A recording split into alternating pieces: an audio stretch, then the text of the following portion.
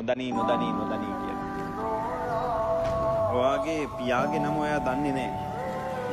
දන්නේ කොහොමද උප්පැන්නේ ඔක්කොම මෙහෙම නොදනී උනේ? මං සාමාන්‍ය පෙළ විභාගිලියද්දි තමයි මට උප්පැන්නේ ඕන වෙන්නේ.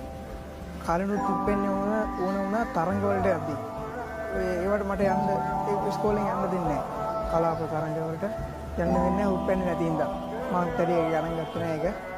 ඒ දවසක් කොහොමද සාමාන්‍ය පෙළ ලියන්න සති දෙකක් විතර කියලා ඇප්ලිකේෂන් එක යවුවා. ඒකට පස්සේ ඒක අපව ආවා. මේක උප්පැන්නේ නෙමෙයි මෙහෙමයි කියලා. ඊට පස්සේ මම පොඩ්ඩක් බැලුවා මොකද්ද කියලා. ඒක ඉස්කෝලෙන් කිව්වා මේ උප්පැන්නේ නෙමෙයි වෙන එකක් කියලා. උප්පැන්නේ ප්‍රකාශය කියලා එකක් කියලා.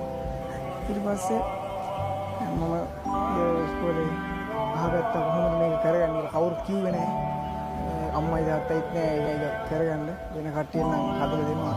ඒගොල්ලන් අම්මයි තාත්තයි මට කවුරුන්ද දෙන්නේ මම තනියම හිතාගත්තා මේ කොහොමද හදාගන්නවද කියලා. නැති එක අවදාපිය කියලා උඩක් දේවල් කියලා බැන්නා.